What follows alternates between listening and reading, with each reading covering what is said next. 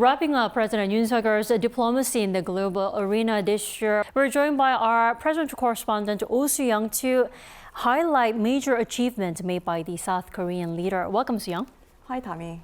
So, Sooyoung, it's not an exaggeration to say this year was all about diplomacy for President Yoon, and I understand you have some keywords for us to remember the biggest moments of the year, right? What's the first one?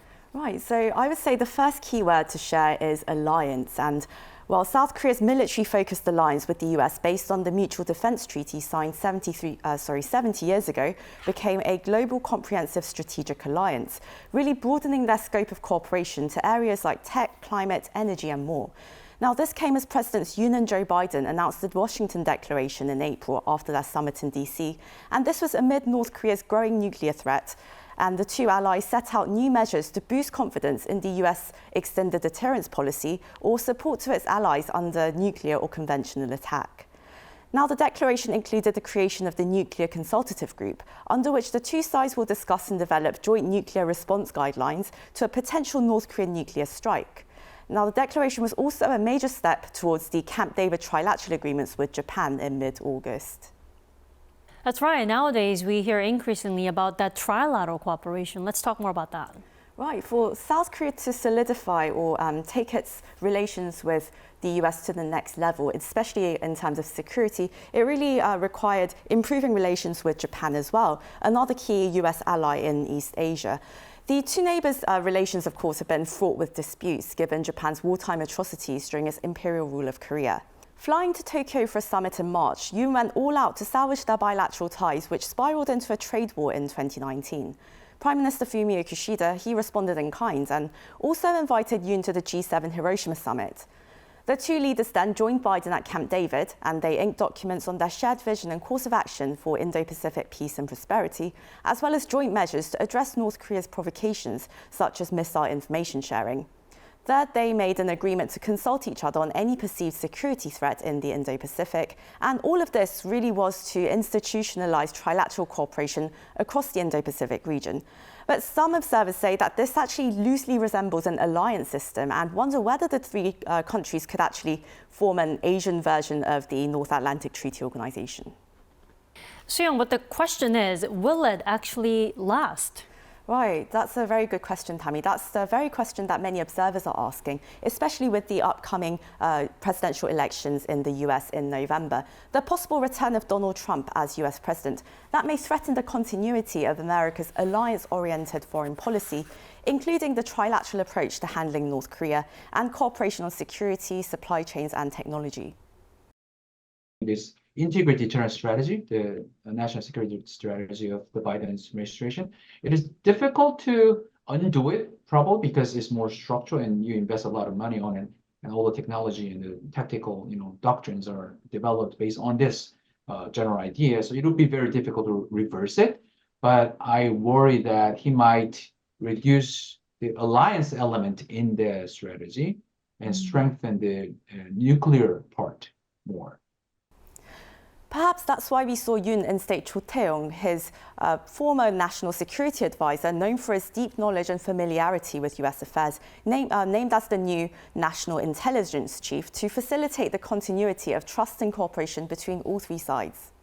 Right, we'll have to wait and see. Now, in the meantime, President Yoon also held scores of summits with world leaders around the world this year, really expanding South Korea's diplomatic horizon, right?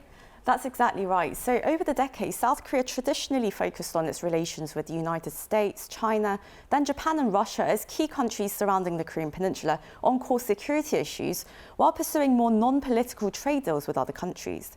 However, given the continued geopolitical risks, the rise of nationalism, protectionism, and the rapid pace of technological development, the post-war world era of globalization, free trade, and multilateral institutions, that's all been waning. So President Yoon has been pushing for a value-based multilateral cooperation for what he calls a rules-based world order to stabilize trade and regional security on top of tackling climate change, digital and global development challenges. He was pledging South Korea's so-called contributive diplomacy to become a global pivotal state. In this regard, he went on over a dozen diplomatic trips this year, even visiting Kyiv to show Korea's value-based solidarity for peace and reconstruction in Ukraine. He's also led global discussions on establishing universal digital norms at places like the G20 and the UN General Assembly. But particularly with a focus on economic security, Yoon has been aiming to procure critical supply chains, energy sources and partnerships on developing new advanced technologies for South Korea's export-dependent economy.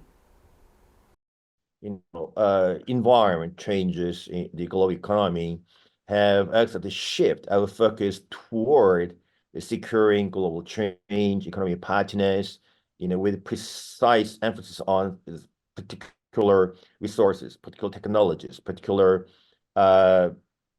materials, or particular economic strategies. So, here are the couple of major reasons for this change, as I already said, COVID-19 and economic tension between the United States and China. So, that's why lots of countries have moved toward a very specialized individual partnership, strategic partnership, rather than the general FTA that emphasize on lowering tariffs to encourage free trade. Major deals include the Downing Street Accord with the UK on deepening security and economic ties, including cooperation on quantum technology that could potentially neutralize North Korean missiles. A semiconductor alliance was forged with the Netherlands to develop cutting-edge R&D in the technology, which is South Korea's #1 export item. Now, Yoon also strengthened ties with Southeast Asian countries, sealing deals on mineral cooperation with Vietnam and Indonesia, and quite notably, collaboration on maritime security issues.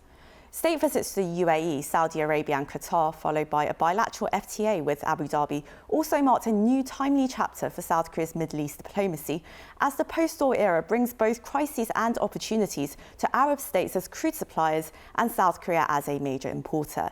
Now, next year, Tammy, I'm expecting that economic security will continue to be a major keyword as South Korea looks to expand its export markets and new industries such as, bio, also defense and health, other such sectors that South Korea is really trying to get its claws into. Right, a lot to look forward to. Thank you so much for the wrap up today, Sooyoung. My pleasure as always, Tammy.